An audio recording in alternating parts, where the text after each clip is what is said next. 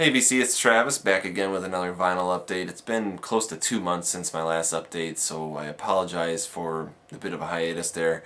I've been extremely busy and just have not found the time or really motivation to make videos, but here I am. I decided to jump on here today and kind of bring you up to speed of what I've been picking up and listening to and stuff. I think I counted somewhere in the ballpark of like 80 new records added to my collection since my last update. And I'm not going to show them all in this one video because that would be kind of ridiculous. So I decided I'd kind of just do like a little bit of a highlights selection here, just to kind of give you an idea of stuff I've picked up. So let's get right into it. I got a really nice stack still. So thanks for tuning in. I hope you enjoy. First little batch here is from my friend Steve. We did a little bit of a trade, wheeled and dealed, and came away with some really cool stuff. I had some stuff laying around that he was interested in, and he had some stuff that I picked out, and I think we walked away happy with our selections and stuff. So I don't know where he got this, but it's a Sonic Youth Destroyed Room. Like I said, I don't know where he got this. I know he didn't buy it new. But he's kind of just a casual Sonic Youth fan, so he was okay with letting it go. But any Sonic Youth I can add to my collection is nice. So the Destroyed Room is a 2 LP set, rarities, outtakes, B-sides, so pretty cool. And I don't think I've actually really listened to that before, but I actually enjoyed it quite a bit. And this is Sonic Youth Rather Ripped. I had never seen it with this artwork before. Usually I'm used to seeing it with kind of the red artwork that you see on the CD and stuff, but yeah, so I was pretty stoked about getting a pair of Sonic Youth albums. It was a good day. Rhinoceros, self-titled album here. This is one I've been looking for a while. Not in the greatest condition. I could definitely use an upgrade. It played decent enough though, so good placeholder until then, but yeah, really dig this. Nice kind of hard rock, kind of bluesy, psychedelic kind of stuff. It's really nice. Funkadelic, Uncle Jam Wants You. Again, some issues with the vinyl, not in the greatest condition. It plays better than it looks, I think. So I probably will be looking for an upgrade of this one too, but yeah, this is good. This is good funky stuff here. Really enjoyed that one. And then Rush, self-titled album here. Quite a bit different from their later stuff if you've heard it, but I really enjoy this album, and I don't know if this was a reissue or an original or what. It wasn't the shrink wrap. It's in really nice condition too, so I was pretty stoked about that. But yeah, I dig that artwork too. Just simple, to the point, awesome. So that was all from Steve. I got this one from my friend JC. We did kind of a little bit of a transaction. I sent him some money, and I bought this from him. Buzzcocks, A Different Kind of Tension. Don't see Buzzcocks too often online or in the wild, so I popped on this. It's on IRS 1980. Yeah, really good. So definitely dig the Buzzcocks. I only have their Singles Going Steady LP, and then this one, so I was happy with that. This stuff is from my local record store. This first one here was kind of one I kind of bought on a whim. I didn't really plan on buying this, but I had some store credit, so I decided why not. I had heard about it being released, and I wasn't real excited about it or anything like that. I wasn't like a day one sort of thing, but I saw it there and I thought, what the hell, because I dig this album. It's Oasis, definitely maybe. So they just reissued this, remastered. Yeah, definitely. It's been a while since I've listened to it in full, so it's pretty nice to revisit it. Yeah, I dig this album. So Oasis there. This was a huge upgrade for me, and I'm really glad I picked this up. Temple of the Dog. This is the music on vinyl version. Yeah, I would take it all apart here. It's on purple vinyl, and the fourth side is etched. It looks really cool. But I actually had this already, and pretty sure the one I had was like a unauthorized like bootleg sort of thing. And I tried listening to it the other day, or well, the other day meaning like 2 months ago. But I tried listening to the one I had, and it just, I don't know what I was thinking. Like, it sounded bad. Like, I was like, wow, this does not sound good at all. It's all on a single LP, and you know, it's squished onto two sides. You know, all that music, and I think that the speed. I think they like sped it up in order to fit it on one LP. It just, something about it just does not sound right, and so, you know, I feel like I got kind of like gypped out of that, you know, but whatever. Music on Vinyl does quality job. I'm really happy with this upgrade. It sounds fantastic. Just so, one of my favorite albums. Really dig this one, Temple of the Dog. Don't have to talk much about it, but yeah. Got this one too, Soundgarden, Ultra Mega OK. This is their debut album here. You know, if you remember in my last video, I got that Flower single, the 10-inch, and decided to jump on this. According to the record store owner, this is now out of print. It's a reissue from not that long ago. I think it came out relatively recently, but apparently it's already out of print. So I wanted to jump on it before I couldn't get my hands on it again. So, because I'm a pretty big Soundgarden fan. I found this there. I was pretty stoked about this. The Undertones, their self-titled debut album here. This is Denmark, I think. I don't remember. No, it's pretty sure this is Spanish on here. Portugal, I think. Maybe it's Portuguese. I don't know. But on Sire Records, really cool. Undertones. Kind of got turned on to these guys by a friend. Really dig them, and I was pretty stoked to find this. You know, this is one I don't see very often. So, oofda. Yeah.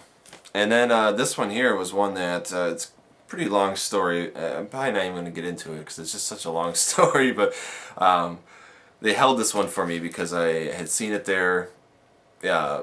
A long time ago, and he didn't have it priced and stuff, and it was kind of frustrating because I was like, I want to buy this record from you. It's like, why don't you price it? But he held it for me, gave me a call, picked this up like relatively cheap. I mean, compared to what they go for online and stuff. The Gun Club Miami. Been looking for this one for a long time, and yeah, just stoked to be able to find it at my local record shop for a decent price.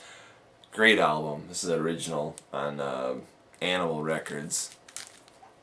Excellent, excellent, excellent. So, Gun Club, if you're not familiar with them, definitely check them out. I really enjoy them. Bought this one online. Also, the Las Vegas Story by the Gun Club. So, yeah, definitely out of the two, I like Miami more, but this one's excellent as well. So, pretty much any of their albums I'd check out. Picked up Nazz's self-titled album here. This is a reissue from the early 80s on Rhino. Original copies typically go for quite a bit of money, and they're usually not in the greatest condition too, especially with this black cover. So I was pretty happy to find this in excellent condition. Sounds great, and it was in the nice price. It was only $5, so I was pretty stoked about that. Been looking for this one for a while. Also picked up Ray LaMontagne's new album, Supernova. This came out a couple months ago. Been a fan of Ray's for a while, but this album is quite a departure if you're familiar with some of his other albums like Trouble or Till the Sun Turns Black. Definitely has more of a 60s psychedelic vibe to it, which I'm really digging. I've been spinning this a lot. I think the style suits him. I mean, I think it works really well. So, really nice. So if you're a fan of Ray, or you're looking into, you know, kind of psychedelic music at all, psychedelic pop music, singer-songwriter, you know, give this a try. I think you might dig it. So, yeah, Supernova, Ray LaMontagne. Got this one online. This is actually kind of my introduction to Dave Brubeck. Listened to this on CD uh, several years ago, and kind of got introduced to the sounds of Dave Brubeck. Dave Brubeck Quartet at Carnegie Hall, 2 LP set on Columbia Mono. This is excellent, a really great live performance from the quartet there. So, don't have a ton of Dave Brubeck in my collection, but this one, in my opinion, is essential. And also picked up Tower of Power. I've been looking for this one for a while too. Early 70s kind of R&B funk. Yeah, really good.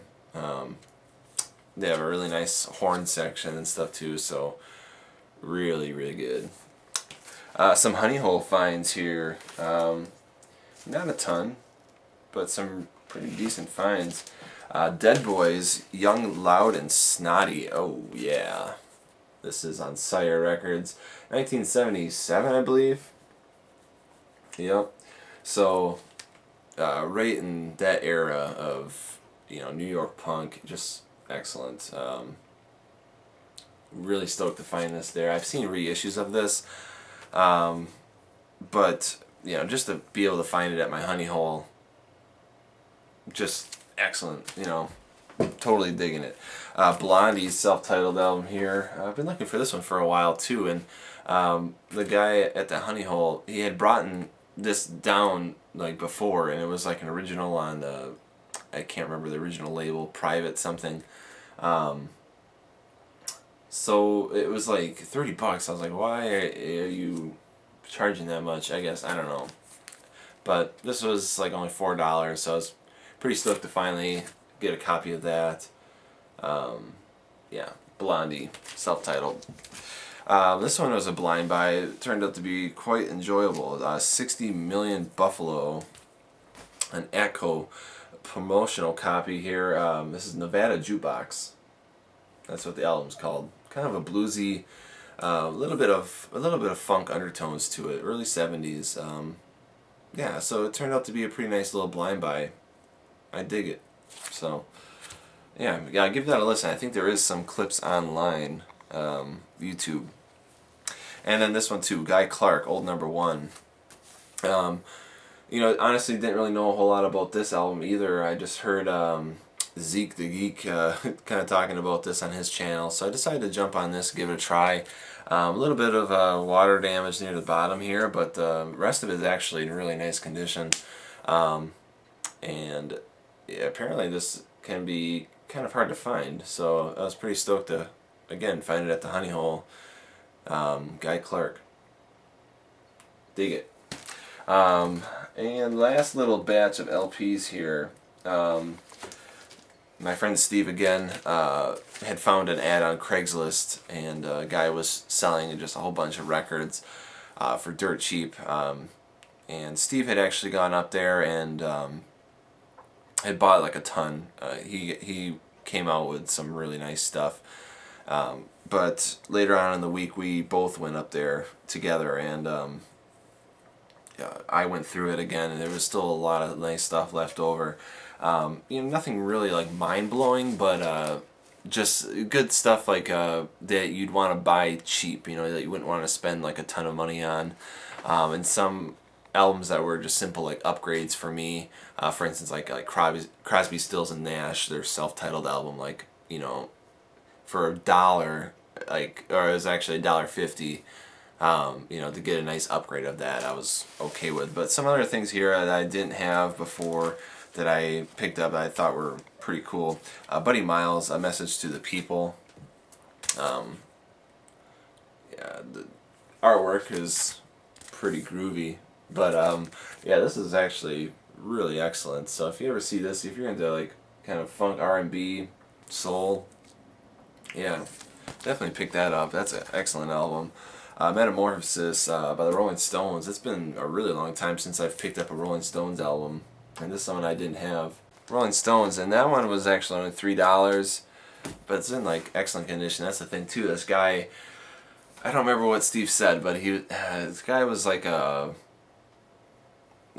radio promotion, something or another. So oftentimes he had like multiple copies of the same album, and they were like usually always in like really nice condition. Sometimes they'd have like the promo cuts or the groove, the slots or whatever, but and sometimes like they would have like stickers or like gold stamp promos on them and stuff like that. But for the most part, a lot of them were like in really nice condition. Like sometimes like they didn't even look like they were played. So was kind of a score.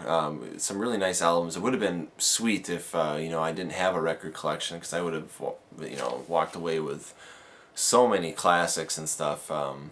You know, like a whole instant Bruce Springsteen collection and Allman Brothers and stuff like that. So some really nice stuff, kind of dating from mid to late 60s through really early 80s. Yeah, so some really cool stuff. And a pair of Van Morrison. This was also from the same guy here. TV Sheets.